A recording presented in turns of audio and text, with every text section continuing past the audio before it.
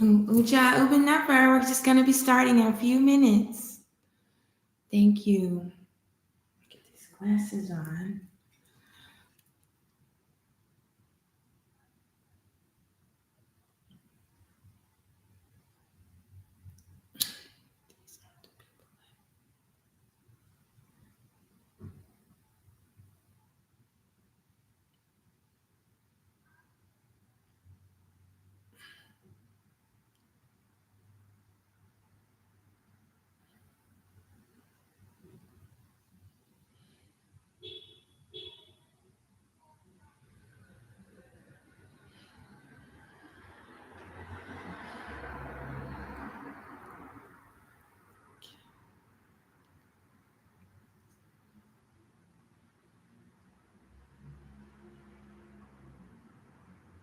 All right.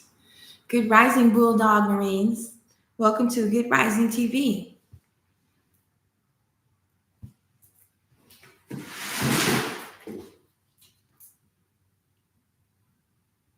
Welcome to Good Rising TV from Aspercts Temple. Oh, gotta switch my screen. One of these days I'm gonna remember. There we go.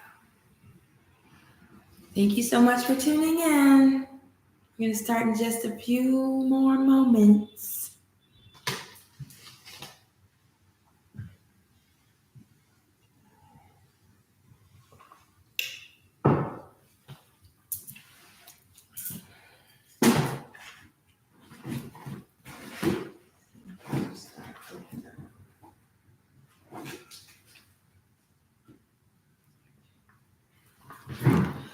Uben Nefer, Good Rising, Great Awakenings. Welcome to Good Rising TV from Aspercts Temple and Light Being Wellness Center.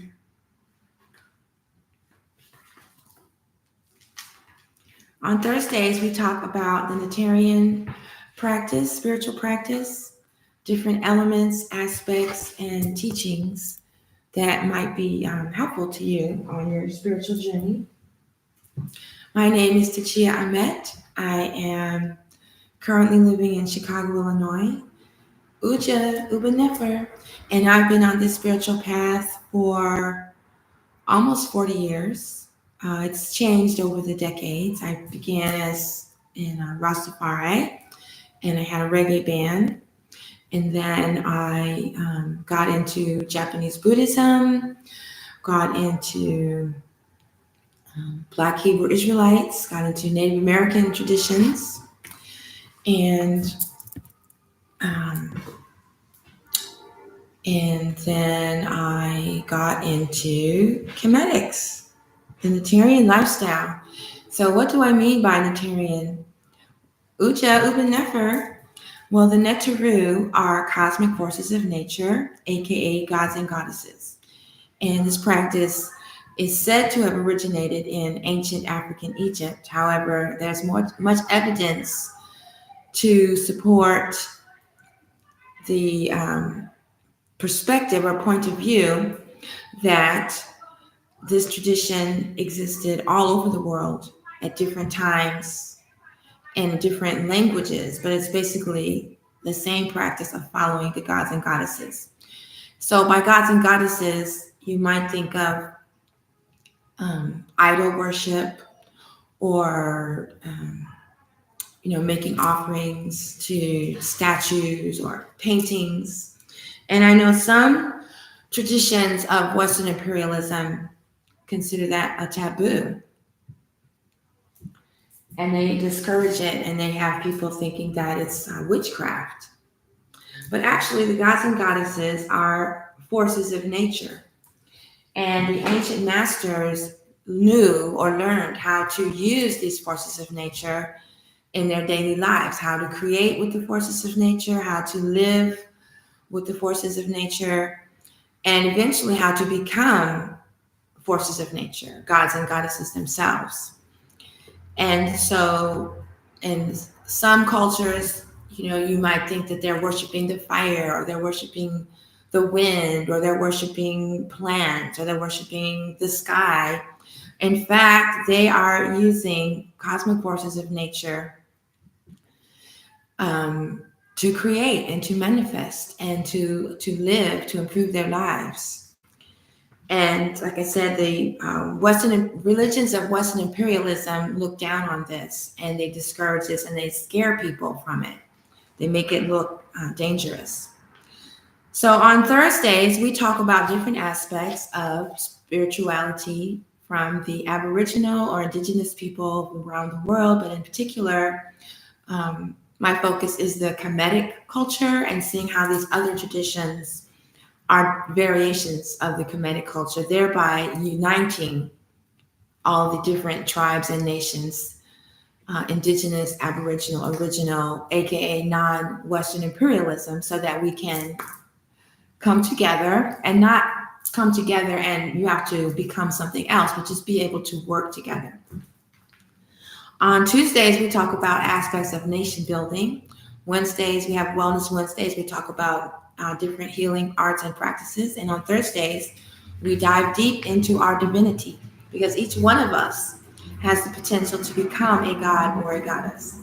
And as I mentioned yesterday, I'm a student of Dr. Nwada Ashby, and this book, The Mysteries of Isis and Ra, or Aset and Ra, he goes through the scripture. As you can see, he has the trilinear system of translation where it has the hieroglyphs, the literal translation, and then his translation or interpretation. And Dr. Ashby's works are always putting you in the direction towards your enlightenment and becoming a god or goddess yourself. But anyway, he took the script. Here's a photograph of the scripture. It's very long, as you can see, scrolled. And one of the chapters, one of the lines, let's see if I can find it quickly. Yeah. So anyway, what she did was she devised a plan to learn the name of Ra. And once you know the name of a cosmic force of nature, you develop their characteristics, their qualities, you awaken them in yourself because these forces of nature live within all of us. And we're just activating them when we're chanting or singing or doing yoga or meditating. We're activating them within ourselves. And so, see if I can. So what Aset did was she devised a plan to learn the name of Ra. I talked about it a lot last session. She tricked him. She created a serpent. It's called a taffy serpent, taffy shepsi, and laid it in his path. And it bit him. And he developed symptoms similar to the flu, where he had the shakes, he was cold, and there wasn't a cure, so Ra was getting ready to die. Oh, thank you so much for following. Getting ready to die, and Aset comes along and says, well, I have the antidote. All you have to do is tell me your name. He didn't want to tell her his name because then she would have the same powers of manifestation that he did. So eventually he gave her the name, and that's how she became a goddess. And at the end of the story, I should have marked the page because I know I was going to talk about this.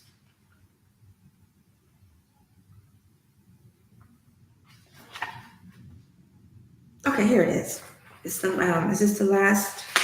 I think it's the last page of the scripture. Yeah. Okay. Wait. Is it?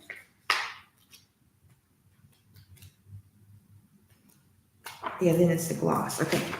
So this is from page 81 of the book.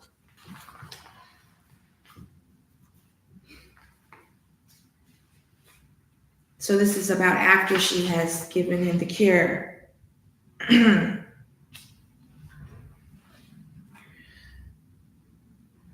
Neteru utjes enef heren f aset hekatayu sheptu metu pert in ra ari teru peri in neter nubau in ra efi nuk aria nuk ahau mai ta. So it has happened that Ra's name has been lifted out of his body. Aset, the lady great and mighty of words of power, has caused to flow the poison, to make it come forth through Ra's body. The eye of Heru also comes forth from the divinity, as shining gold from his mouth. I have done this. It was me. I am the divinity who is the cause of the bringing out of the poison and making it fall down onto the ground. Ermetu sekemu maki utez in Neteru. The poison has fallen under the protective vital forces, life forces. He has been lifted up from the divinity A Ren Neteref Ra Ankef Metut Mer Tjes Men A Mes in Ment Ankef Metut Mer Jed in Aset The great divine name his own. May Ra live and may the poison die. Having achieved the goal of life, the fruit of her dispassion, detachment, and concentration on his form, function, and nature, the one-pointed sacred serpent discipline had served its purpose. And now the world was no longer a source of delusion, since her existence is now like that of Ra. The magician is not deluded by his own magic. So Ra, the creation, can continue without deluding her. And conversely, there is a firm binding trust now between a certain child of a certain woman, so that for that child, also when the time comes, may the poison die too. These words are by Aset, the great. Henut Neteru Rek Ra Im Renef Jezezef, Jed Medu Hertu in Temu Hena Heru Hekenu. Repeat Aset Tut Heru. Mistress of the gods and goddesses, she who is the knower of Ra's own divine name, she instructs that these words of this teaching are to be spoken over an image of the god Temu, along with an image of Heru the proclaimer, and also an image of the glorious and extolled goddess Aset, together with an image of Heru. I actually have that downstairs, so maybe next time I'll have it up here. But by following the teachings, you can transform your life into that of a god or a goddess.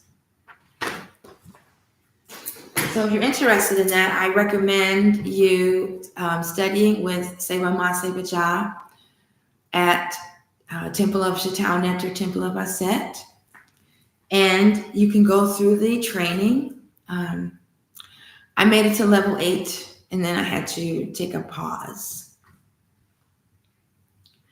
But it was a wonderful journey experience, and it got me to where I am today. All right, so next I wanted to have a little reading from their prayer book, the Shatau Neter Devotional Manual. Here's some pictures of Sebama and Sebaja. They were younger. Uben Nefer, Good Rising and Great Awakenings. Welcome to Good Rising TV. Cosmic Forces of Nature. Conversations about the Neteru and about Neterian practice of worship.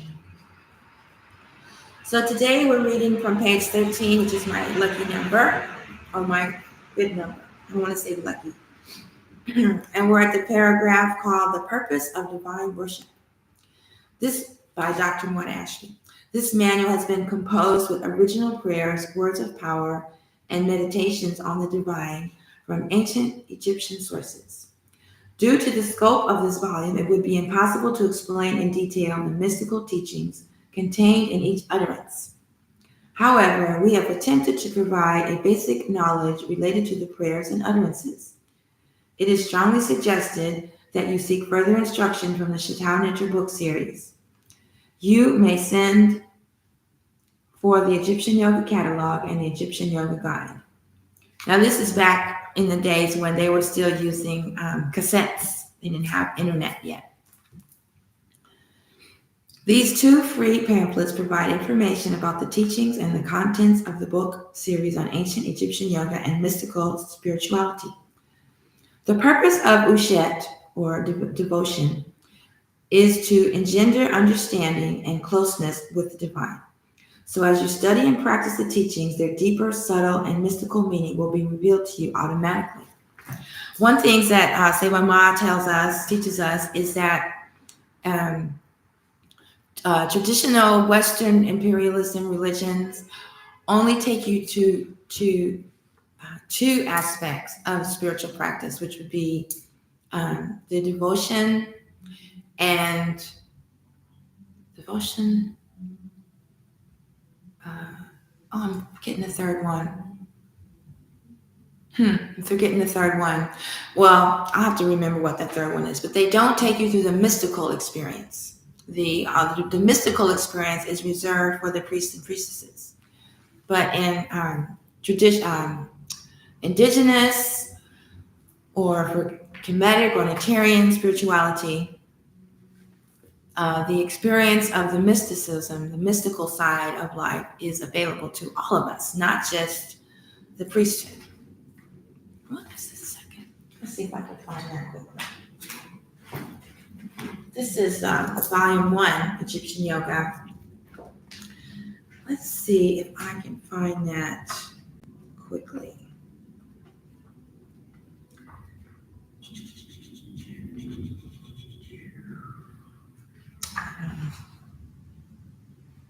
I don't know what it is, but let's take a look at some of these proverbs. Self-knowledge is the basis of true knowledge. Soul is to heaven and body is to earth. Man is to become godlike through a life of virtue and the cultivation of the spirit through scientific knowledge, practice, and bodily discipline. Salvation is accomplished through the efforts of the individual. There is no mediator between man and his or her salvation. Salvation is the freeing of the soul from its bodily fetters, becoming a god or a goddess through knowledge and wisdom, controlling the forces of the cosmos instead of being a slave to them, subduing the lower nature, and through awakening the higher self, ending the cycle of rebirth, and dwelling with the Neterus, who direct and control the great plan. There, that explains it in a few proverbs. Beautiful. I'm looking for the 3.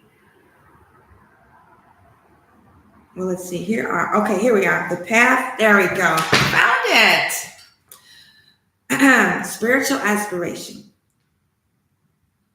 The path of religion or spiritual practice. Myth, ritual, and mystical. And so what I was saying was most religions of the third world,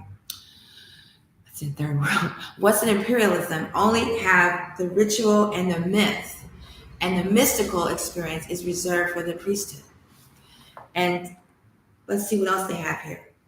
Devotion is the myth, action is the ritual, and meditation and wisdom lead you to the mystical experience.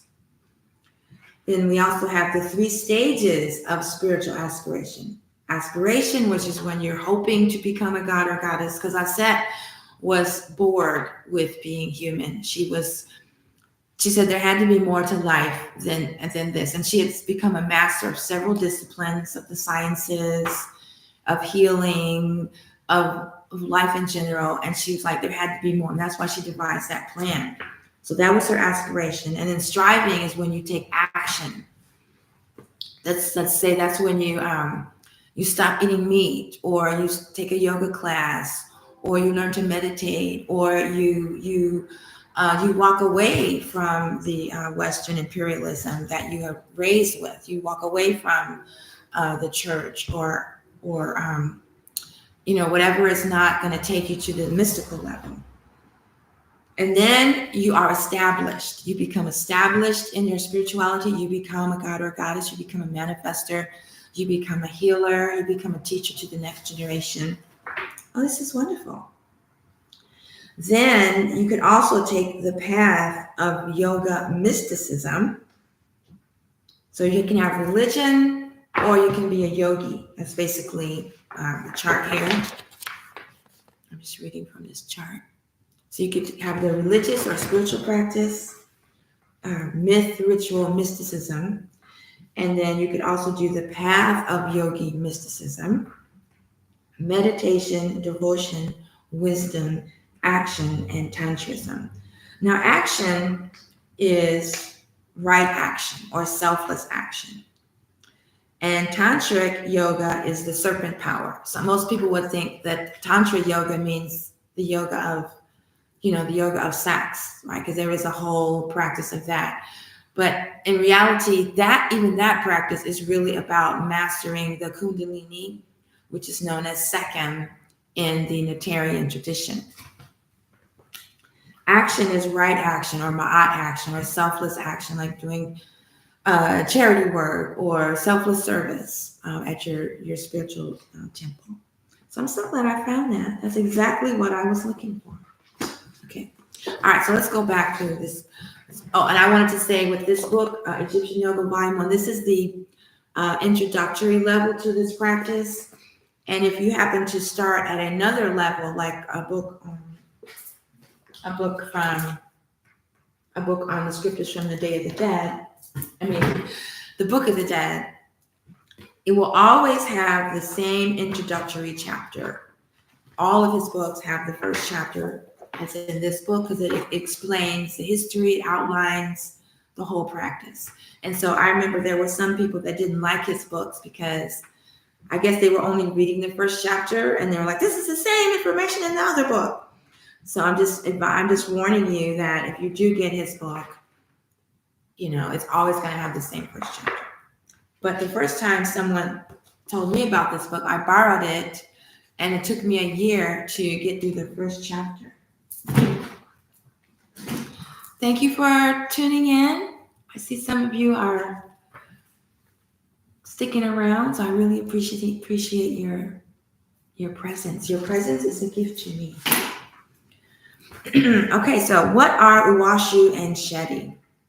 So Uwashu or Ushet means to worship the divine, to propitiate the divine, gods and goddesses that are within yourself. So you're actually just honoring yourself, your higher self, when you're worshiping or making offerings. You're activating the cosmic force inside of you. Ushet is of two types, external and internal. There we go. When you go to pilgrimage centers, temples, and spiritual gatherings, etc., you are practicing external worship or spiritual practice. When you go into your private meditation room on your own and you utter words of power, prayers, and meditations, you are practicing internal worship or spiritual practice. Ushet needs to be understood as a process of not only an outer show of spiritual practice, but is also a process of developing love for the divine. Therefore, Ushet really signifies a development in devotion towards the divine. This practice is also known as Sima Uwash or Yoga of Devotion. Ushet is the process of discovering the divine and allowing your heart to flow towards the divine. This program of life allows a spiritual aspirant to develop inner peace, contentment, and universal love. And these qualities lead to spiritual enlightenment or union with the divine. It is recommended that you seek the book, The Path of Divine Love by Dr. Maud Ashby. This volume will give details into this form of Sima or yoga. So the word for yoga is Sima, unity with the divine. Hekau or words of power are utterances which can be used to promote spiritual wisdom, health and well-being, mental concentration, and the transformation in consciousness. More will be elaborated on Hekau in the sections on words of power. And one more paragraph. Uben Nefer, thank you for tuning in. Welcome to Good Rising TV. Netra, thank you for tuning in.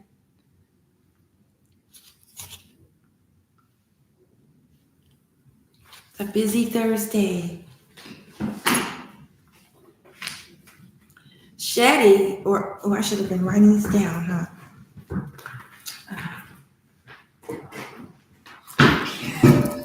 Ushet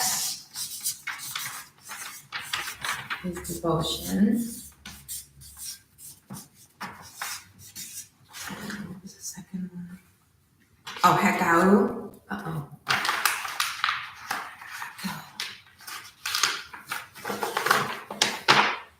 Hekau is chanting the names of the divine, or you could chant scriptures.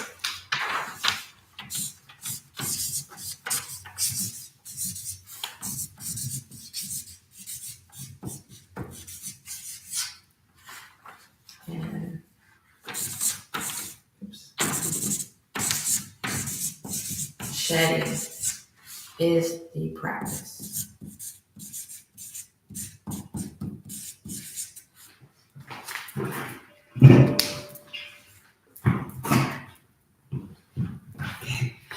Uben Nefer, do it for tuning in. Thank you so much. All about the t-shirt. The real Rick E. Manor. Uben Nefer. Can you see those? There we go. Pushing heck out. Uja, Dua. Shedi is our spiritual discipline or program to go deeply into the mysteries, to study the mystery teachings and literature profoundly, to penetrate the mysteries. Thus, Shedi signifies spiritual discipline or program for promoting the understanding of the Shatai or Shatau, hidden supreme being, and growing spiritually in a process leading towards spiritual enlightenment. So I'm going to write that down. Shatau. So we all have this hidden divinity. And most people don't even know about it because we don't grow up knowing about it. But when you start to meditate and do yoga and change your diet, and when you start going to temple, it becomes activated. And once you develop your practice, then you are on the path to your own enlightenment. Okay, I'm just going to read a few more proverbs. These are ancient African Egyptian proverbs or ancient Kemetic proverbs or Neterian proverbs. I've stopped using the term Kemetic because Kemet limits you to a time or place. Oh my goodness, you can't even see it. It limits you to a time or place. When you think of Kemet, you think of Africa. And what I'm learning or what I'm teaching or proposing is that this practice existed all over the world at different times with different languages. And that's a way we can come together is through our love of the Neteru, our love of nature. What is going on with this? It's all backwards. So that is my platform, is coming together through our love of the Neteru. We just have to learn more about them, and then we'll be learning about them in different parts of the world as well. One thing is different today. It's not lining up for me. So a few more proverbs. Oh, behold with thine eye God's plans. Devote thyself to adore God's name. It is God who giveth souls to millions of forms, and God magnifieth whosoever magnifieth God. God is hidden to gods and men. God's name remains hidden. It is a mystery to his children, men, women, and gods and goddesses. So that might be kind of confusing sometimes for people. There's God with a capital G, and then there's God and goddess with lowercase g. And then also there's self with a capital L, a S, which means your higher self. And then there's just yourself, which is your like ego self or your physical self.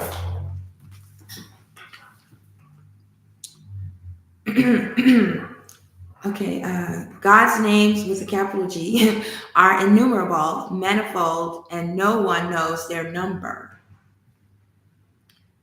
That's, in the Hindu tradition of the gods or goddesses, they have like 108 names. And some of their chants are you're just chanting all 108 names of the same god or goddess. If you seek God with a capital G, you seek for the beautiful. One is the path that leads unto God, devotion joined with knowledge. Seekest thou God, thou seekest for the beautiful. One is the path that leadeth unto it, devotion joined with wisdom. So it's one thing to have devotion, to just pray and go to church or go to the mosque, but it's another thing. It's not really going to lead you where you want to go until you have the wisdom, the experience, or the mystical experience. In order to have the mystical experience, you have to know know the information, know the teachings. You have to study.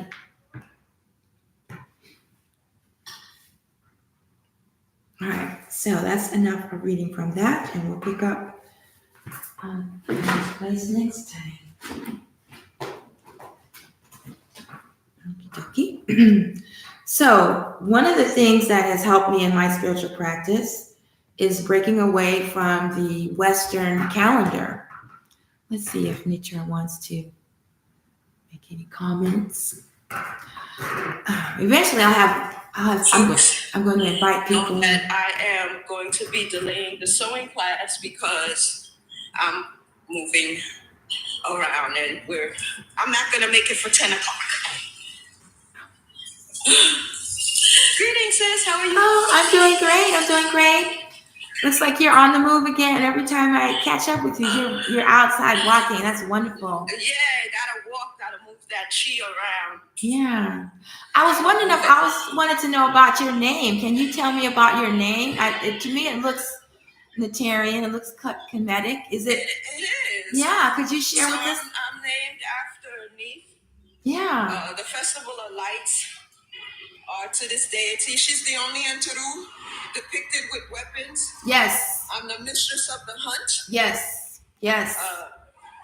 My weapon of choice is arrows. Yes. A great networker. Yes. So I bring unusual things together. Yes. And make them work. Things that people wouldn't think go together because of the way I think outside the box. Yes. I make things appear or show them because in my mind's eye, I see things differently. So Ashe. And then I'll show people, Hotep. So I think I know I came to this plane to share ancient information that's been lost. Yes. And to reunite. Yes. And to reunite our family. A family that's on our vibration right now, who have awakened their car and their bar. Oh, it's beautiful. Yes, I have an image of that is Neteru. She's the guardian of the north, flower of the south. Ooh. Okay. I have a picture of the goddess here in this book here, Goddess Net, for those of you. Yeah. And another aspect of Net that you didn't mention, which also applies to you, is she's the weaver of the fabric of the universe. She's also depicted with a spool of yarn on her head. You see that? And in this incarnation, I'm a clothing designer. I know. That flows with it. It totally flows. Totally. So you'll still see her, and it sounds like knitting needles. Knitting needles. Knit. That's where knitting and all of that bringing together comes from. Exactly. My deity. Beautiful. My deity's attribute. Okay, I'm going to read a little bit from this book. He has a little paragraph about Goddess Net. Net is the goddess of creation and war, as well as honor and decisive action. Her attributes are the bow, shield, and arrows. She is androgynous, neither male nor female, but including both, and was known to watch over Asar's ceremonial bed when he lay dead, along with Aset and Nebuchadnezzar. She assisted Jehuti in bringing justice for Heru in the Asarian myth. Beautiful. Well, thank you for sharing that with us. Wow, thank you for letting me. Yeah. Okay, and let's see, we've got Brother Patrick here. Hey, Brother Patrick. He's here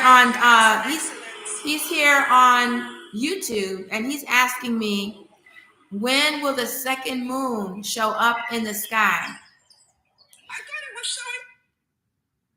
You asked me this before, and I said I don't know. Other than, did you mean the blue moon? Can you? No, there's another star. When the moon is out, there's a star, and they said that's our second moon. But there's another entity in the sky right now. You don't mean Neteru. You don't mean Neteru, do you? It must be, because they said it's only going to be for 2. Did you hear what she said? Is it Neteru, Patrick? Is that? It's a speck. It's a speck? Yeah, so no matter how much sunlight's going to shine on that food, imagine having they said it's the size of a bus. Let's say this is the size of a bus. Oh, the brother's saying it's the size of a bus. Let's just say that it's 100,000, whatever, million miles away. It's not gonna. Well, it's only supposed to stay in our atmosphere for 2 months anyway. So I'm asking you, is this the same as Nibiru or is this something else? Is it Nibiru or is it something else? Nibiru is not the size of a bus. It's not Nibiru. It's not Nibiru. Okay. It's not. Okay. No, I mean, like, if you talk about something, it could be Nibiru, but you're not talking about that second moon. Like I said, I have not heard. Oh, here it is. Earth has a hidden second moon. Where in the country is he? Did he tell you? Who, Patrick? No. Yeah. No, I'm just now finding it. I didn't know. I will find out and I'll get back to you, Patrick, because I did not know. I've stopped following our moon because I don't believe it's the real moon anymore. I think it's a fake moon. So maybe the second moon is the real moon. I don't really know. To be honest, I had not heard about it. So thank you so much for bringing this to my attention, Brother Patrick. This is the star where the higher self energy will come from. Did you hear that? He says this is the star where the higher self energy will. The higher self energy. He says that's where the higher self energy is coming from? He says this is the star where the higher self energy come from. Yep. I won't say no. I won't either. I had not heard about it. So okay. Earth's second moon, a mini moon, will be gone forever. Okay, it's an asteroid. It's not a moon. Okay, it's an asteroid. It's an asteroid. Okay, it's a newly discovered asteroid becomes Earth's temporary moon. Okay. Okay, there we go. Okay. Okay. Where and how to see Earth's second moon this fall?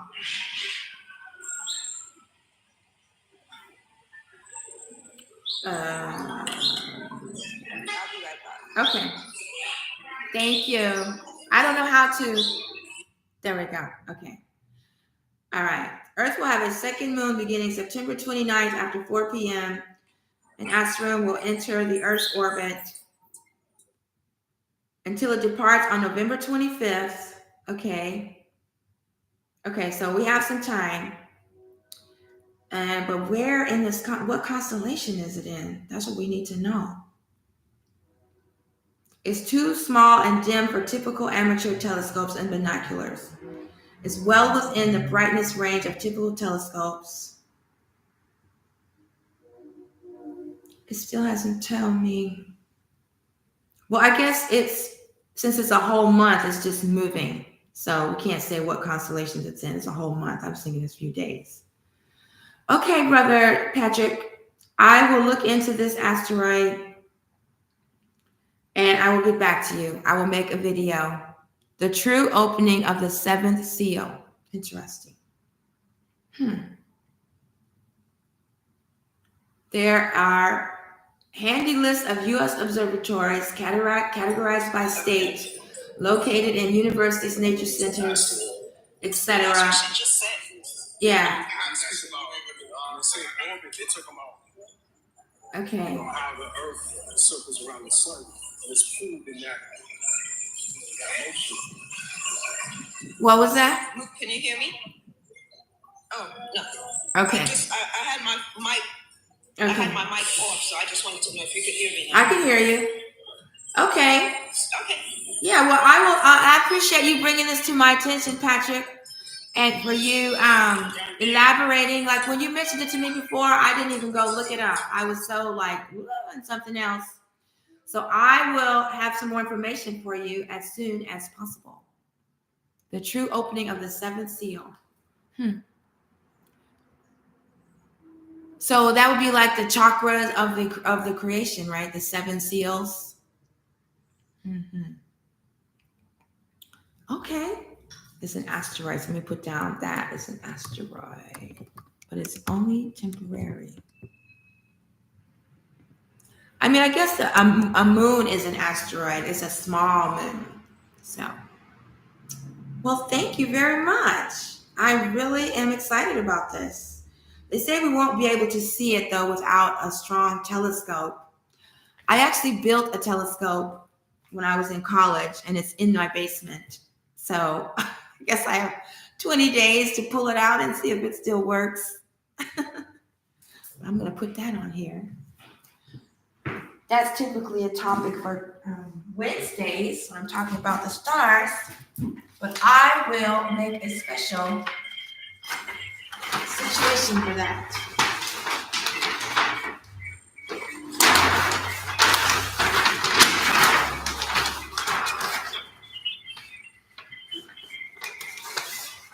Yeah, I kind of stopped following the moon because it was becoming too stressful for me because it changes every 3 days, and I'm a galactic girl, and I had to let it go. I used to do live streams and presentations every moon, and it was driving me crazy. Literally lunacy. And it's not for me. It's not the frequency I need. But the moon represents the soul, personality, your character. So it is important. But I didn't need to be going live every time the moon changed. But I do plan to do offerings when the moon is inside of the sacred hoop. I think that's what happened. One day I was be able to find my. Oh, there it is. Okay. All right. There we go. Well, that was an exciting conversation. It was really great. Thank you. Grand Rising, Lola. Hey, Lapis Lazuli. Lola La Bruja. It's so good to see you. Yes, I haven't been going live in a while. I had some crazy matters going on last year, and especially after they stole my heart. But I'm back Tuesday, Wednesdays, and Thursdays from 8 to 9:30 a.m., and then I will always post a replay. We just had a scintillating discussion on the second moon, which I did not know about. It appeared around September 29th and will be here till November 27th. So I will be back with a special presentation on what I find out. And today we're talking about the Neterian practice, our spiritual practice, different aspects.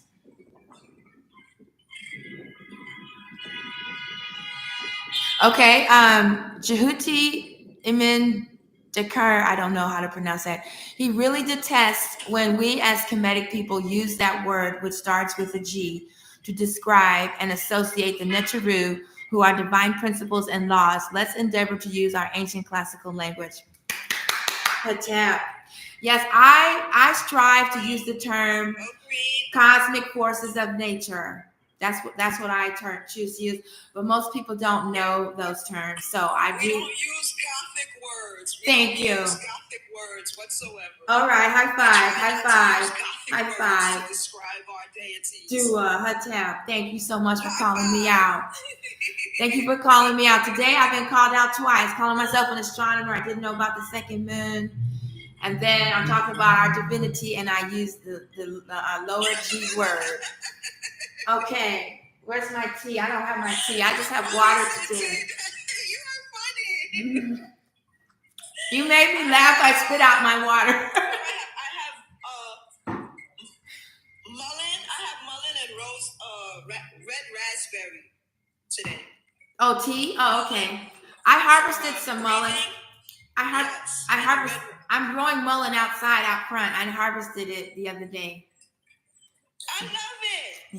Yeah, it's good. I love it. Yo, I was on live yesterday and I was looking at my garden and I planted red potatoes and I'm talking to a sister and I just glanced and I panned the camera. We grew potatoes yesterday. We had a whole potato in there. That's wonderful. So deep. I love it. Yeah, I'm gonna have some potato stir fry. Yes, ma'am. Oh, that's wonderful. Okay, well, send me some in an email and I'll try it. Okay, well, I'm gonna try to get back to my. No, you know I'll send you some seeds. Okay, well, potato I'll send you seeds? seeds. I've never seen potato seeds. I usually just cut off a slice of potato and plant it. I've never even seen a potato seed. Okay, yeah, send me some potato seeds. Okay, well, I appreciate you all for calling me out, and I will strive to not use those terms. I only use them when I'm talking to people that don't know what I mean.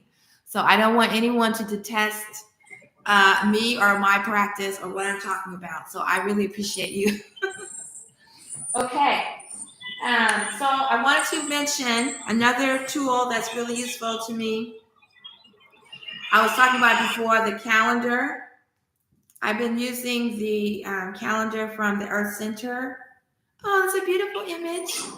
Calendar from the Earth Center, and it's a 10-day calendar. I created it with AI. 10-day week.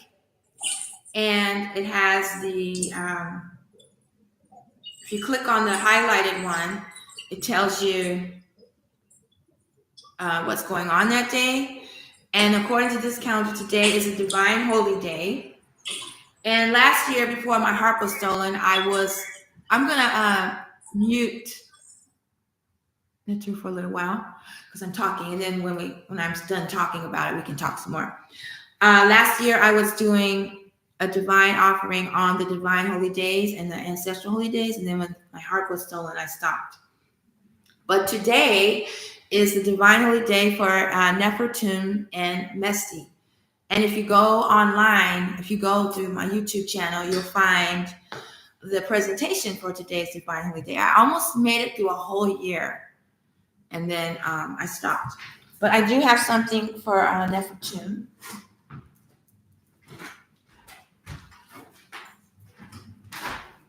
And in the very near future, I don't know how near, maybe not until the winter solstice, I will be setting up the virtual temporal subscriptions for the Cosmic Adoration, Cosmic Chimes and Chanting, Spiral Dance Medicine Wheel, and the Akusaneb Reflective Yoga Meditation Movement sequence practice that's based on the Neteru system from Saved by John, Saved by My Saved by John, with some little tweaks.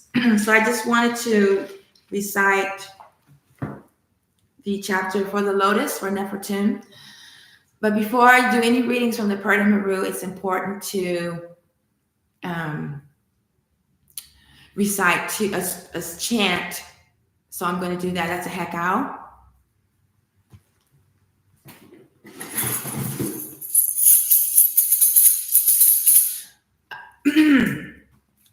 For the deities, cosmic forces of nature, for Nebuchadnezzar,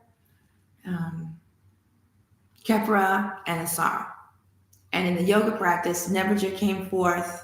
It's brought out that Nebuchadnezzar came forth as Kepra to create the forces of nature, and then came forth as Asar, as the universal soul. And so it's a certain prayer chant you're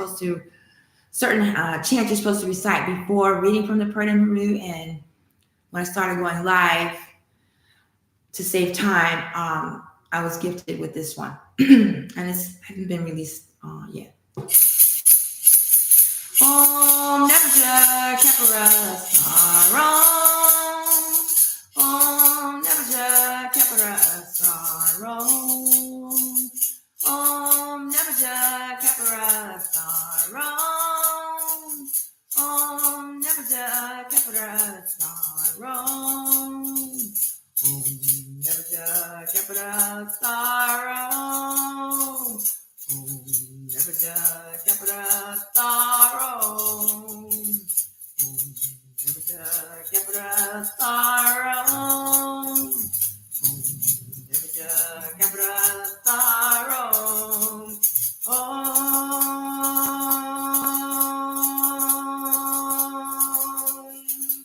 Nebuchadnezzar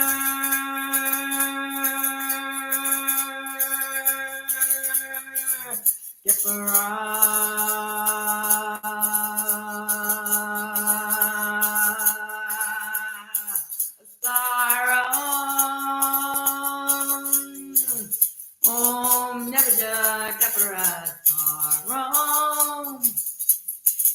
Om Nebuchadnezzar Sarom. Yeah, that song is in such a weird key. Without the harp, I'm kind of lost. I'm all over the place. But it is my intention to obtain another one by the end of the year. Okay, so this is from Seba Ma has a version of the Purdah Maru. It's different from Budge. I don't nudge the Budge. Strictly Indian's versions. Because Seba Ma's presentations lead us to enlightenment. Chapter 24, making the transformation into a lotus. These words are said by Asar, and when I say Asar and then I pause, you enter your name. So I'm going to say Asar Arit, and then you just say your name. These words are said by Asar Arit. I am the lotus pure, coming forth out into day. I am the guardian of the nostril of Ra and keeper of the nose of Neteru. I make, I come, and I seek after he that is Haru. I am pure, going out from the field. And then there's an image of, where is it? Image of Nefertam there. Nuk Nefertam. I am the lotus of creation, sacred words of power. I am the newborn sun, symbolized by the divine solar child who emerges from the primeval ocean and sits upon the lotus flower of creation. Nuk Nefertam, I am Nefertam. I sit above creation in freedom and in peace. My lotus fragrance is purifying, is cleansing to all, and I bring purity to the world every day. Nuk Nefertam, I am Nefertam. So today, according to this Kemetic sidereal calendar from Mali, the Dogon, today is day number 9 of this decan, a 10-day week. I don't like to say week because I'm strong. And this is the day we have the Divine Holy Day for Nefertem and Mesti. And then we had a thing for Nefertem. But when I start these subscription services, it'll be regular, appropriately. So that'll give me a great introduction to the Neteru Simapout Yoga Reflective Movement Meditation System. And I'm going to start teaching the Akusaneb version very soon.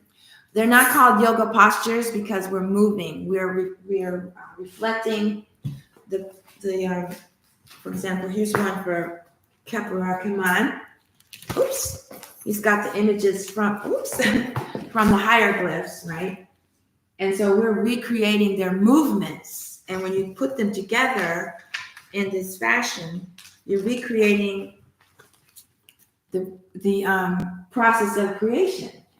And so when you make this part of your practice, you take yourself through these steps of creation. And this is how you manifest your enlightened lifestyle. Remember, the Proverbs said we're supposed to become cosmic forces of nature. I'm not going to use those terms anymore. Thank you for calling me out. And that's how we can become true gods and goddesses, by learning how to create through using movement, sound, words of power, and identifying with the cosmic forces of nature, identifying with the Neteru. That's the whole purpose of this Neterian spiritual practice. And like I said before, I stopped using the term Kemetic because that just limits you to time way back in the past, ancient in Egypt. And we know that similar practices were observed here in Tameri. That's the Neterian name for North, Central, and South America. It's Tameri. And on Tuesdays, American Tuesdays, we go into different topics of interest. To those of us here in Turtle Island, Tameri. Tameri, which means beloved land.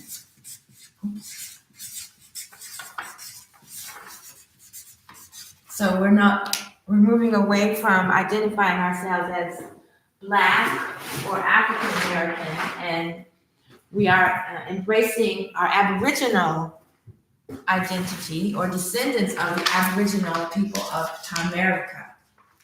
So we go into those topics on Tuesdays, the same time slot, and I always go into on the YouTube channel.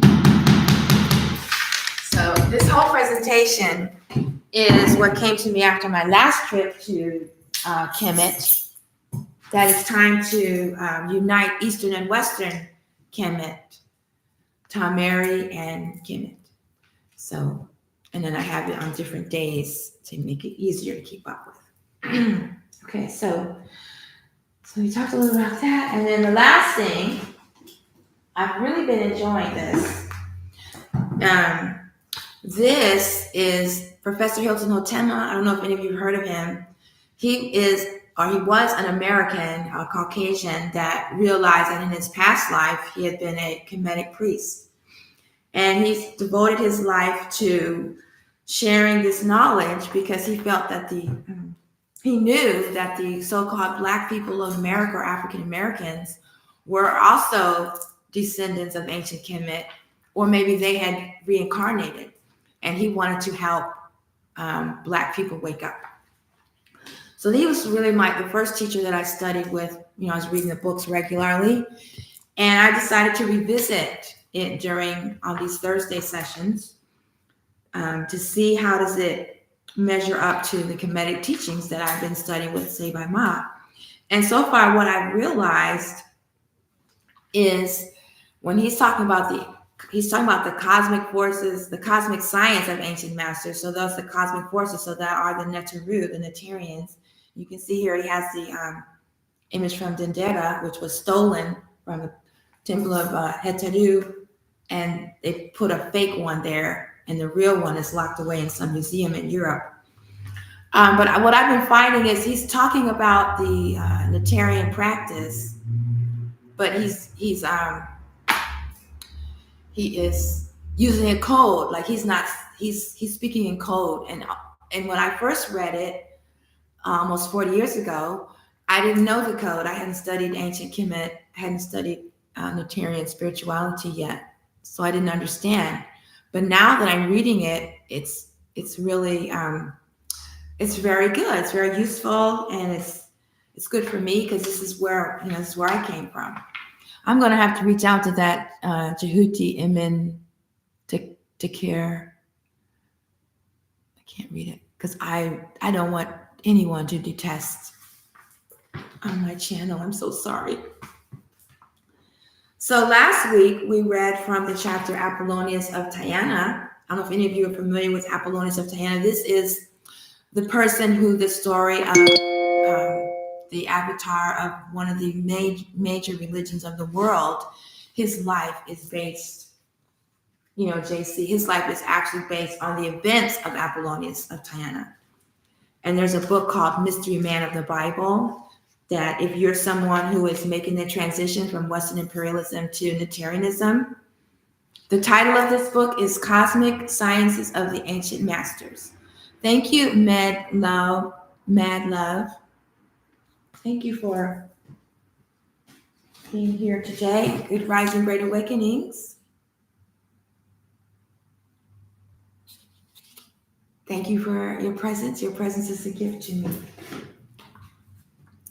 So now I'm going to read the chapter on the serpent of creation, not the chapter page, birth and death, because now we know that's Sekhem, that's Sekhmet. The serpent power is Sekhem. And goddess Sekhmet is the goddess of the serpent power. And Neteru, another form of Sekhmet, is the great goddess of the serpent power. Great rising, great awakenings. Birth and death. And also birth and death, that's a representative of Asar, who is the universal soul who's the king of eternity. So some would say that while we're walking around alive on earth, that this is our spiritual death. And that when our body dies, we're reborn into our spiritual life. Birth and death are two diluting aspects of the same thing. Physical birth may be termed spiritual death, and spiritual birth is regarded as physical death. For due to false teaching, man is never more spiritually dead than when physically alive.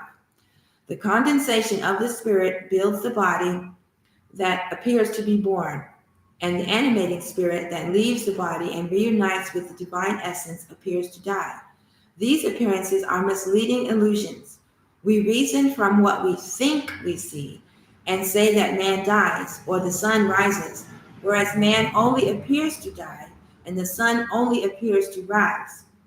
Birth into the physical world may be termed death, as we leave the spiritual world, the kingdom of heaven. What we term death in the physical world is actually birth in the spiritual world as we pass on to that glorious future life. Creative processes move in cycles, and the soul could not be eternal on one side and not be on the other. Knowledge based on truth takes the sting out of death. And then he quotes from the Bible. And I find this useful because it helps me when I'm talking to people who are still indoctrinated into this practice. O grave, where is thy victory? 1 Corinthians 1:15-55. The Creator is one, the same as one electricity in each of the millions of light globes. Ye are cosmic forces of nature. I'm translating, I'm not going to use the lowercase g words anymore. And all of you are the children of the Most High. Psalm 82:6. There is one intelligence, one substance, one life, one spirit, one divine, all-encompassing, all-embracing spirit. All is one and one is all. In this practice, we call that Nebuchadnezzar. Let me go to this Saved by Molly's book, the manual, where he talks about this very well. Oh, this is a nice image. It shows the Neteru coming from the one. The flag is a symbol of the Neter, and these are the main ones in the cosmic process of creation. So just by chanting their names, you're actually going through the process of creation. Okay. Okay, here we go. So this is the brief gloss on the four great truths of Shaitan Neter. Well, how can I do it without singing it? Come on. I'll just sing it one time instead of 4 times. Neteru, Uben Nefer, Neteru. On my arts, we sell you said, say come in. Say wash you, say now food, inside you said. Adishedi rekabe makeru. Hotep. Normally you would sing that 4 times, but I only brought that out because this has a very good definition of Nebuchadnezzar. The Neter, so I'm going to translate and read the gloss. The Neter, the supreme being, is one and alone, and is Nebuchadnezzar, manifesting everywhere and in all things in the form of cosmic forces of nature. Nebuchadnezzar means all-encompassing divinity, the all-inclusive, all-embracing spirit which pervades all, and who is the ultimate essence of all. This first truth unifies all the expressions of Kemetic religion. I don't even like to say religion. I prefer to use the word spirituality. Amet said, say, come in. Lack of righteousness brings fetters to the personality, and these fetters lead to ignorance of the divine. And there's a commentary. When a human being acts in ways that contradict the natural order of nature, negative qualities of the mind will develop within that person's personality. These are the afflictions of Set. Set is the Neteru of egoism and selfishness. The afflictions of Set include anger, hatred, greed, lust, jealousy, envy, gluttony, dishonesty, hypocrisy, etc. So to be free from the fetters of Set, one must be free from the afflictions of Set. Say Washu, say Nafu, and Sayu Set. Devotion to the divine leads to freedom from the fetters of Set. To be liberated, Nafu, freedom to breathe from the afflictions of Set, one must be devoted to the divine. Being devoted to the divine means living by Ma'at. Ma'at is a way of life that is purifying to the heart and beneficial for society as it promotes virtue and order. Living by Ma'at means practicing Shedi, spiritual practices and disciplines. Uwashu means devotion, and the classic pose of adoring the divine is called Dua. Standing or sitting with upraised hands facing outwards towards the image of the divinity. Arishedi rekabe makeru. That's my favorite line. The practice of Shedi disciplines leads to knowing oneself as a divine. I made that change there. I say as a divine because in here he says and the divine, and I talked to him about it because I say if you say and the divine, then that's the duality. And he agreed with me and said I could continue to say as a divine. The practice of the Shedi disciplines leads to knowing oneself as the divine. This is called being true of speech. So here we go. Jehuti busted me for not being true of speech because I also detested when people use that term. But I'm trying to reach people who don't know about it. And so I really appreciate you, Jehuti. True of speech, because I want to be true of speech, pure of heart. I don't want to be saying things that I don't do myself. Doing shedding means to study profoundly, to penetrate the mystery, shatat, and discover the nature of the divine. There have been several practices designed by the sages of ancient Kemet to facilitate the process of self-knowledge. These are the religious shatat, and I like to say the spiritual, hidden shatat traditions, and the sima or smai tawi yogic disciplines related to them that augment the spiritual practices. All the traditions relate the teachings of the sages by means of myths related to particular cosmic forces of nature. It is understood that all of these Neteru are related like brothers and sisters, having all emanated from the same source, the same supremely divine parent who is neither male nor female, but encompasses the totality of the two. Hotep. I really dig what you do, so it's not you personally, Sinette. That is a collective statement. It is not like I came up knowing Kemetic, neither did I come up as anything else. Send. Well, I'm so glad to have you as my brother now. I'm gonna open this up and see if Nitra has any comments. What's this? Spiritual warriors are healers. She pulled a card that says spiritual warriors are healers. Is it our healer or and healers? Our healers. That's right. Spiritual warriors are healers. I didn't know I was a healer until I had a traumatic event. I didn't even know about healing, wellness, anything until I was assaulted, and that led to my spiritual awakening. And then all these tools that I used to heal myself, then I learned how to help others to heal, and now I'm teaching about my healing journey. That's basically all I'm doing. I don't really consider myself a teacher, but people learn when I talk, so I guess I'm a teacher. But I'm just sharing my spiritual journey, my healing journey. Okay, so we've got something here Nietzsche's going to share with us. Actually, this is from when you go into the museum, and they have all these names for Kem. Oh. But these are the true names. So these are the modern names: Memphis, Abydos, Dendera. But Dendera was I went. Dendera is not the original name either. No, I went. Karnak is I pet Dasut. So, beautiful. Wow. So I would love to get that list. I have a beautiful song that I wrote about the places along the Nile, and I assume the year that we're in. Look at this was a couple of years back. So, but just from what they have the people going through now, 2024, and we've already seen 64. Oh, it's way more than that. It's way more than that. Yeah. Let me see what say about. I can't even remember.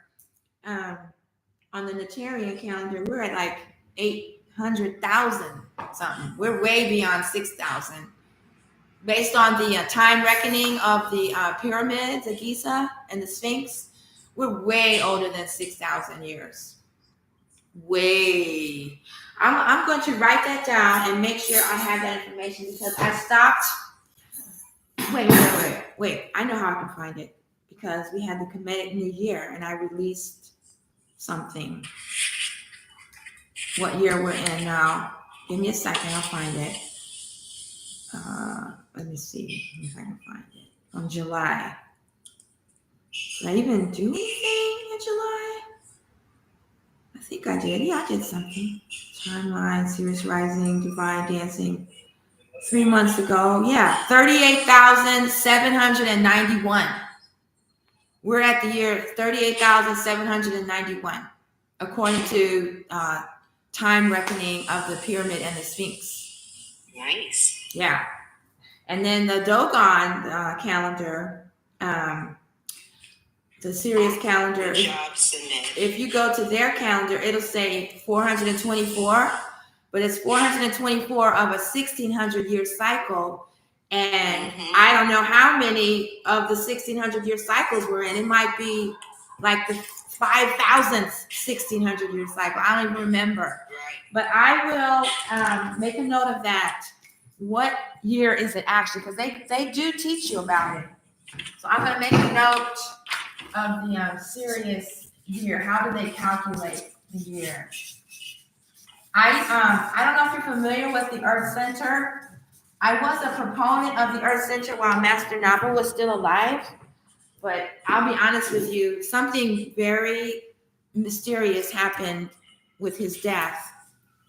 And I don't follow them anymore. I only follow his calendar and I refer to his ancient his teachings.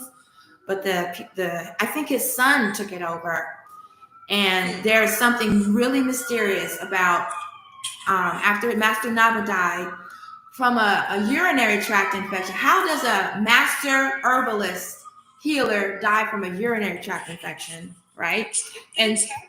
I mean, the foods that we have access to right now are tainted, and I mean, after a while, you know, these things, these foreign antibodies form in the body. So I don't know. Let me tell you, it's something to watch, sis, because we really. That's why it's good that we're historians, because it's really good to go back and find out when Clinton was in office. He had all these people come in and build Monsanto, and this is where we got the GMO seed. So the food is denatured to begin with. And then now we're getting foods from different companies that do not have all communities' best interests at heart. So if people just really take the time to go through the archives, there was a time where the schools were giving our children milk that was radiated.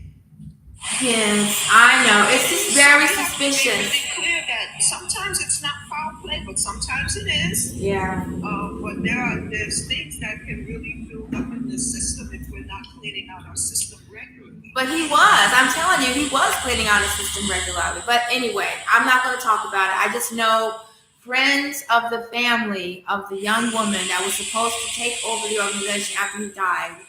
No, I'm sure. They went to Mali and had a ceremony, and of all his people that was, his students, and everyone got really sick. 2 people died except for the son, and then the son took over. So that's what I'm saying. When I talk about the Earth Center or the Sirius calendar, I'm specifically referring to Master Naba. I'm not encouraging anyone to go over there now. That's all I was trying to say. It's just a little too suspicious for me. But Master Naba is, to me, he's a serious source of information. So, all right. So, and you've got some pictures from, that looks like, is that the Neteru? I was looking at some pictures before I was in another space, though. No, I mean, like now you're looking at this book. Is that from the Neteru? Oh, no. That's from it's some trees on words. Okay. Yeah, This is from Enfredishi Hotep. Oh, okay. He's yeah, elder here. Oh, okay. Yeah, I've mostly just been studying Dr. Ashby's for a while. I'm just now starting to. Yeah, they all work together. Yeah. This brother's from Tanzania. He worked in academics. He actually used to intern with the brother that you're speaking about now. Oh, so, okay. Yeah. Yeah, working with them really changed my life. That's why I'm always talking about them and referring people to go study with them, because, like I said, I had studied Rastafari, Black Hebrew Israelite, Medicine Wheel, Turtle Island, Japanese Buddhism, Indian Hinduism. Then I got into Kemetic, and that was the first practice that helped me identify the egoism within myself, right, and recognizing it in others, and then gave me the tools on how to deal with it.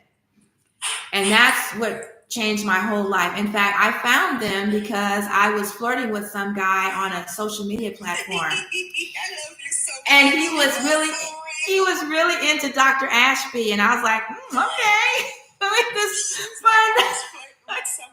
Was flirting with some guy. And we were like, he was just getting out of divorce, and I had just gotten out of a divorce.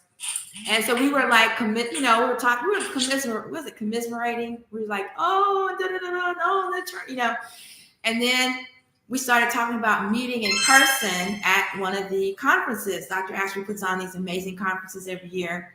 Yes. And so I was like, okay, I'm going to go. I'll meet you there. I was all excited. And at the last minute, he said he couldn't go. Oh, no. But he still wanted me to go. And I was like, I guess so. I already bought my ticket and everything. I got the house sitter arranged. And I went thinking we were just going to be doing the yoga postures. I did not know about the spirituality. I tell this story at every live stream. I'm sorry if you've already heard this story.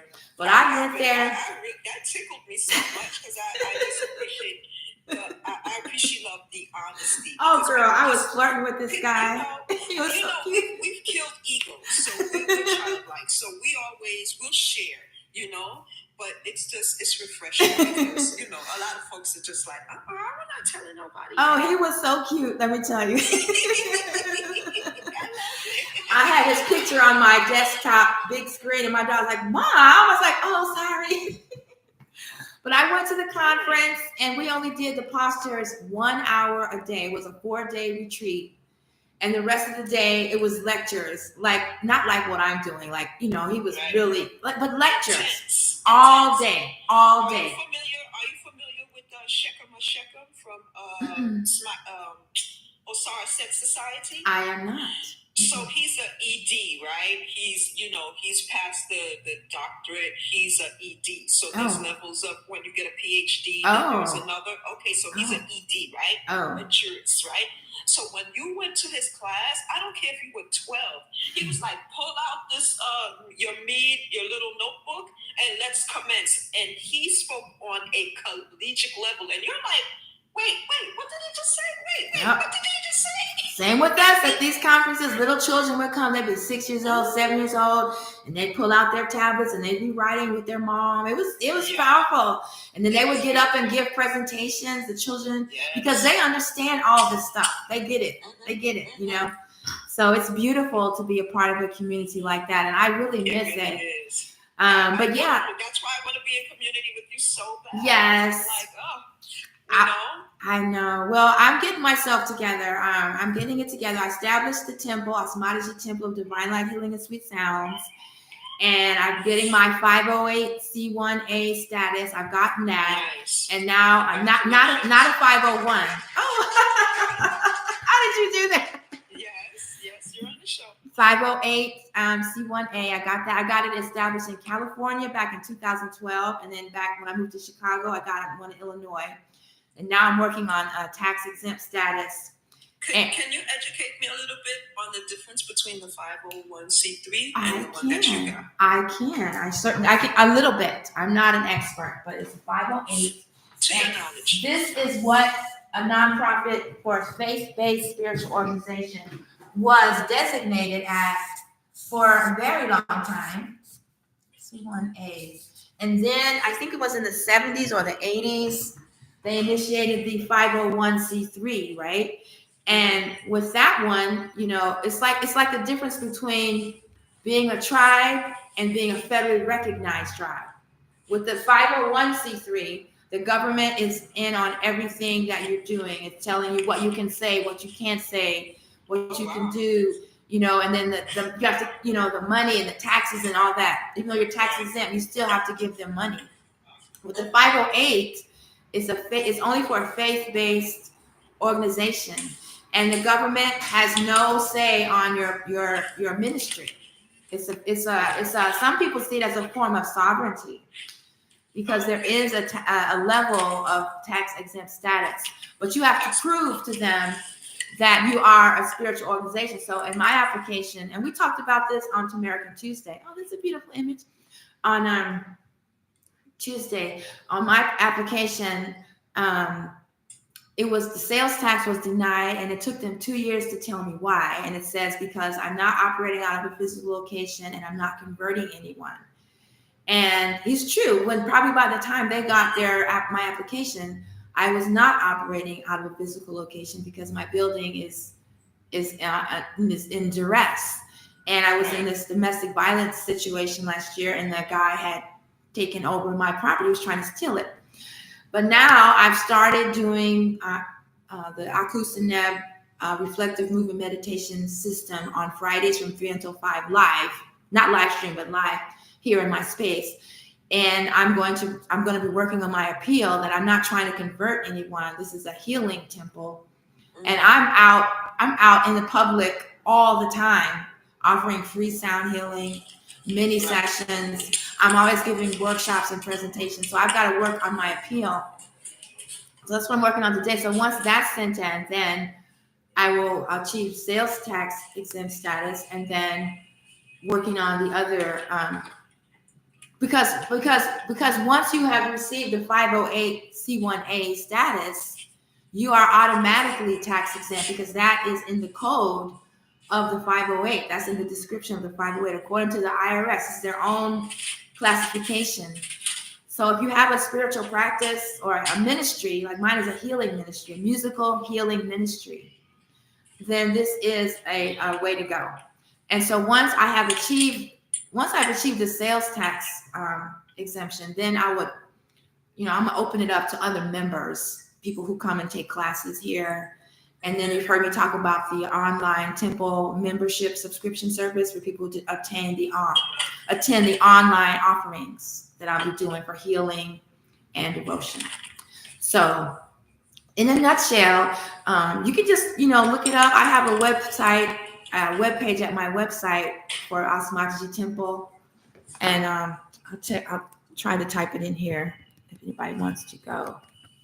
And I'll write it on rightbeingwellness.com/Aspercts-temple. Did I spell it right?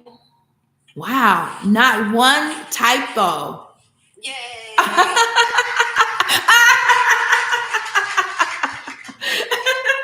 It's so funny. Okay, right. Yeah, so I first learned about this. I learned about this at one of Dr. Ashby's conferences. The caterer and her husband at the time, who was an attorney, I think I sang a song, and he said, "What have you established your ministry yet?" And I'm like, "What?" He says, "Yeah, you're a priestess. You have to establish your ministry."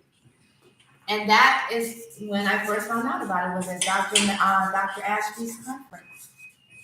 And so he's been helping me all this time, getting the paperwork together and answering my questions. And recently he told me that I need to figure this next thing out myself. He's not going to help me. I have to do it myself. It's like, what? But yeah, anyone who's interested in has a ministry. Sorry, my handwriting is atrocious. I would definitely look into the 508. So if you go to this webpage, my webpage, I have a list of resources for people who want to learn more about it. And I'm going to be updating my calendar there, because the schedule there was from 2023 or 2022 into 2022. And then once my heart was stolen, it was like my heart was stolen. It was so painful. I stopped going live. I stopped working on my album, because I have 3 Neterian devotion albums on my laptop that I was trying to hire professionals to mix and master. And he just couldn't figure it out. I was like, because I had the vocals, I think I had like 7 layers of background vocals, So I'm going to do it myself. I got my motherboard replaced and my computer's working great. And so I'm going to be releasing those albums very soon. I was involved with a rehabbing the building. This is the Aspercts Temple Light Being Wellness Center. So I've been rehabbing, and I just got away from a lot of things. But anyway. Okay, so I talked about the things that I wanted to talk about. I talked about the cosmic force. Let's go over the books we looked at. We looked at their temple manual, and I'm putting together Osmology temple manual, and we read the chapters on the section on what is Uwashu and Shadi, which is devotion and their spiritual practice. And we also learned about the term Hekau, which is chanting sacred words of power. And then I offered the 4 great truths of Shatal Neter, and we went through the gloss and the translation because we were learning about the term Nebuchadnezzar.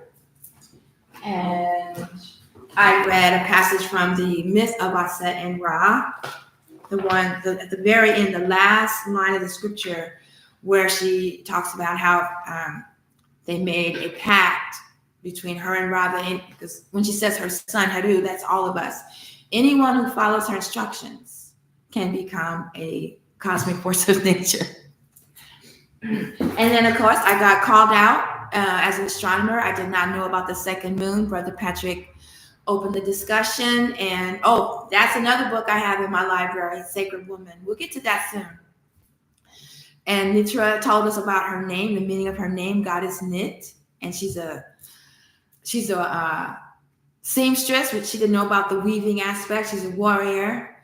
She's got the bows and the arrows. We had a really good conversation. And then Brother Jehuti Imin, I don't know how to pronounce that. I'm going to say Dakar. I don't know. I'm going to say Brother Jehuti pointed out that he detested when Kemetic or Neterians use the term God or Goddess to describe the cosmic forces of nature. And I was like, you are so right. I hate it when people do that too. So this was a big learning session for me. And I will come back with a presentation on the second moon. I learned that it was first talked about or discovered on September 29th. And we'll be able to see it until November 27th. And I didn't know about it. And I'm going to have a small presentation on that as well. And then we closed up with a reading from Cosmic Science of the Ancient Masters. This was like one of my first spiritual teachers. Is an American, aka white guy, who realized Jed Ka-Ra. Oh, okay. Jed Ka-Ra. Got it. Where did you get these letters though, the symbols?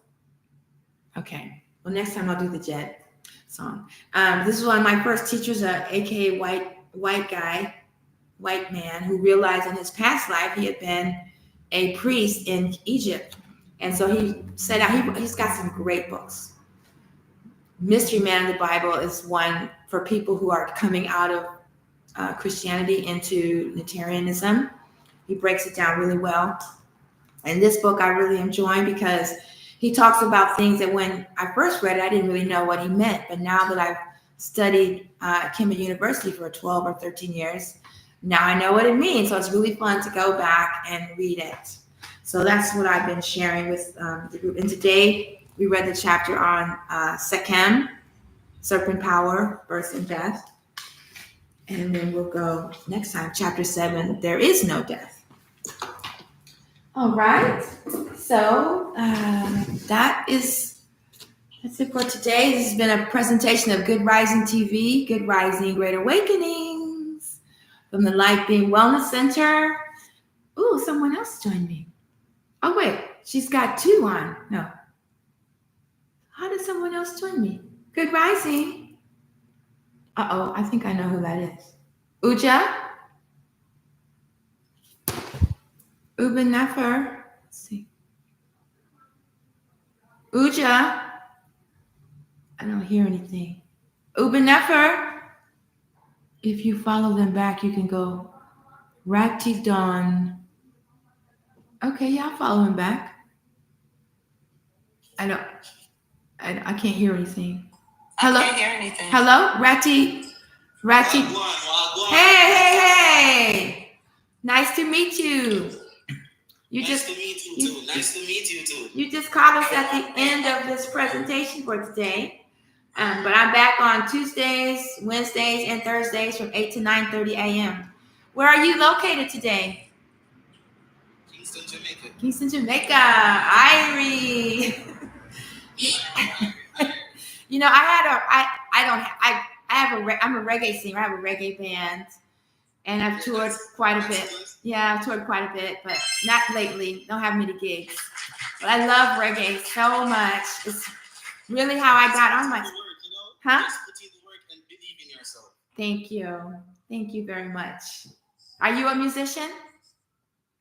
Not really, but I can do a little thing. Okay. Well, what do you like to do? I like to sing. You like to sing. Okay. Are you into Kemetic culture and spirituality? Huh? Are you into Kemetic culture and spirituality? Ancient African Egyptian spirituality?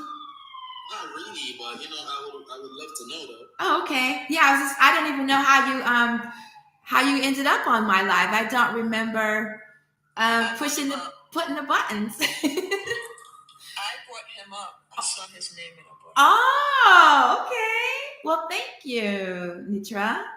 Yeah, on Tuesdays, we talk about nation building for people in North, Central, and South America, and that would include the islands. Reclaiming our Aboriginal heritage, not Native Americans, but the Aboriginal people who are here, because we know that, quote unquote, Black people were on every continent originally. And on Wednesdays, we talk about wellness, sound healing, astrology, frequencies, herbalism, flower essences, tools. And on Thursdays, we talk about different elements or aspects of a Neterian spiritual practice, getting to know the cosmic forces of nature. And I'm here on Monday through Thursday, Tuesday to Thursday, 8 to 9:30 a.m. Central. So maybe you can catch me next time. Okay? Yeah, Okay. Well, thank you very much for tuning in, everyone. Neteru Neter is phonetic. Oh, so you have a Neteru Neter hieroglyphic font on your computer? Uja Orisha Bunmin. Are you the person that I was going to try to have on a live stream last time on Thursday so we could talk about the connections between the Orisha and the Neteru? If not, would you be willing to do that next time? Is it possible for you to tune in at like 9 a.m. Central? Okay. Well, if you can tune in and we can talk about the correspondences between the Orisha and the Neteru. That's something I'd like to explore on Tuesdays when I do the Tamarican broadcast. I'm exploring the connections between the Olmec and the Neteru, the Tamari connection. And on Thursdays, I would love to discuss the Orisha and the Neteru. That's my passion, is to show that these traditions are all related. They're all following cosmic forces of nature.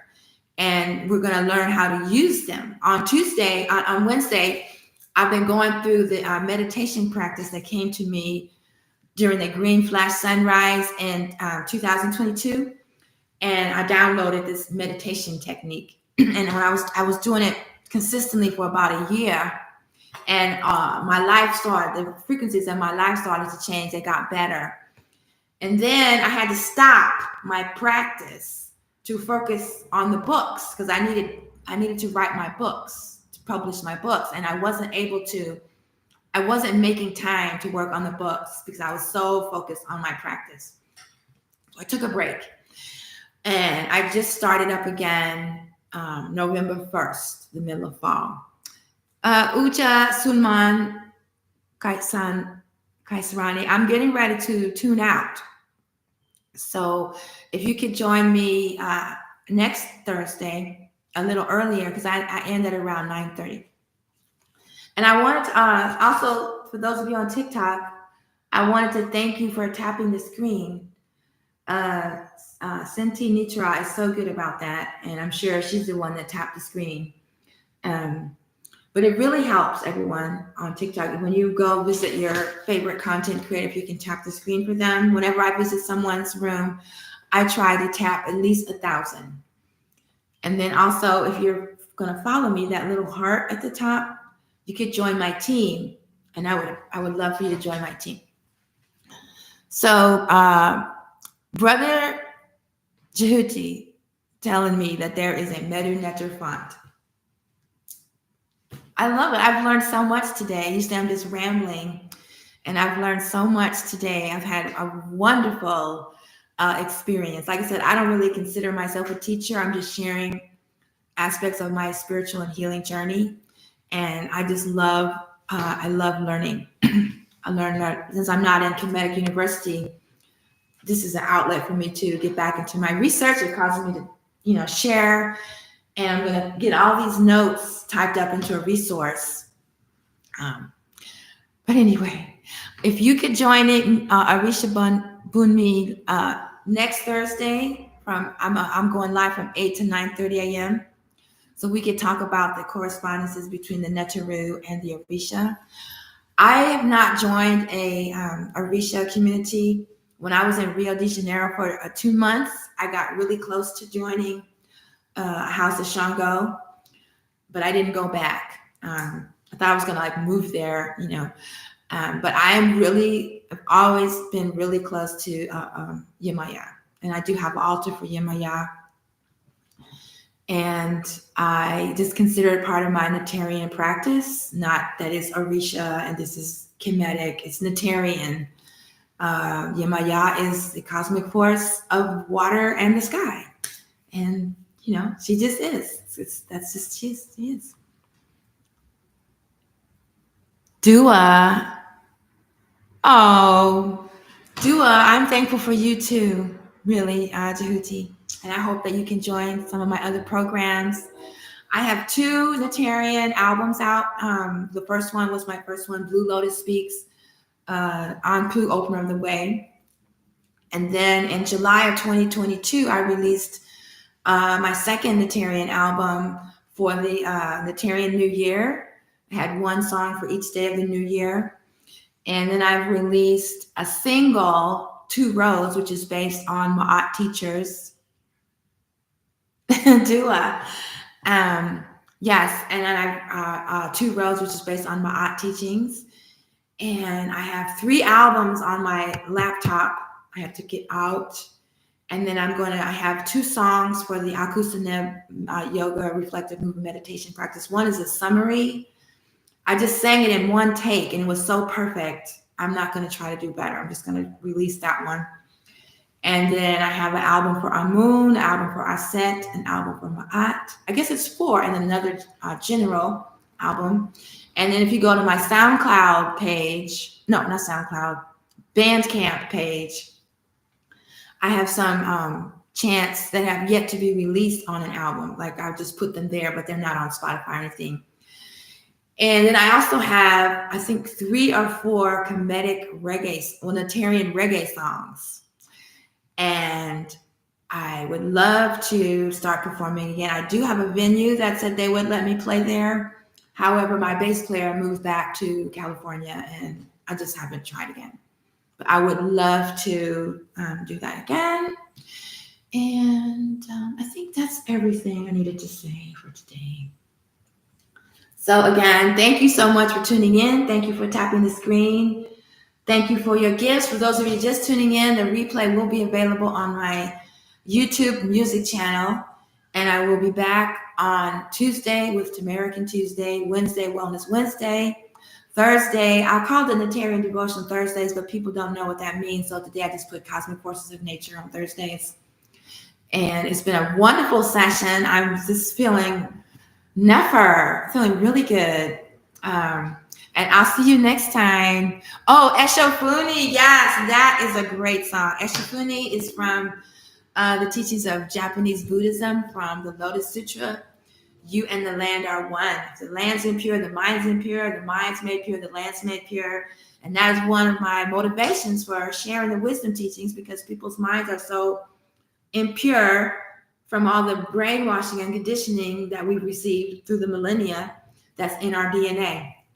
So I'm like, if we can purify our minds and purify our hearts, we can purify the land. If we purify the land, that's why I love to do housework, It's because when I clean my space, it purifies my mind and my heart. They go together. So thank you for bringing that up. That album is from Celestial Folk Music, and it was recorded in Rio de Janeiro.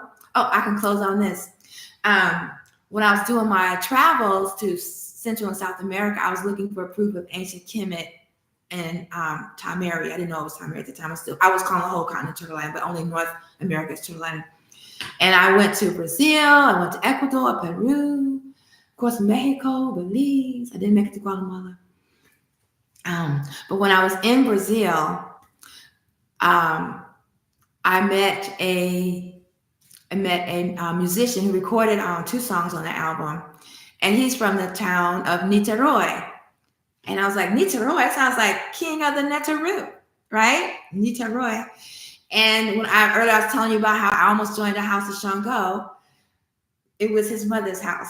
His mother is a priest of Shango. And, you know, when you said Eshafun, it just brought back all of those memories. I got to dance in Carnival. I went to samba school. And I just really want to go back. I want to continue my research project, because when I was in Brazil, I went to this little town of Jeremoabo, because I've been studying When Rocks Cry Out by Horace Butler. And he has proof of ancient Kemet in Central and South America. And that opened, I mean, I could talk about this stuff forever. That's why I have 3 days and I talk about the topics on Tuesday, Wednesday, and Thursday. But yeah, I got to get back to my research of connecting Eastern and Western Kemet, or Eastern and Western Neterian traditions of Tamari and Kemet. And when I say Kemet, that means Egypt, that means the Dogon in Mali, that means the Orisha in Nigeria, and it means all the other communities that I don't even know about that are still practicing Kemetic spirituality, or the Neteru. We just don't know about them, but I know they're there. I read about them. I see videos about them. Different professors talk about them, and I know that it's there. And that's my work. My life's work is to bring out this connection. And then once I've united Eastern and Western, then we can go on to Europe and Asia, because they're all Neterian. The indigenous practices, not the colonizer, pirate, missionary, crusades, not those. The people that they kill their own people for this new religion of Christianity. Before they came to the West and to Africa, they treated their own people the same way. And those people get discredited. They weren't into all this stuff either. Their lives were ruined. They're living under the oppression as well. So on Tuesdays, American Tuesdays, we talk about the indigenous people of the 4 directions. Okay, once again, thank you for tuning in. Thank you for tapping your screen. This has been another broadcast of Good Rising TV from Light Being Wellness and Aspercts Temple of Divine Light Healing and Sweet Sounds. I really appreciate you. Your presence is a gift to me. And I hope you have a wonderful weekend, and I'll see you soon. Thank you for giving me my homework and my assignments. And I'm just very grateful right now. Dua, Hotep. Thank you. Thank you so much, Hotep.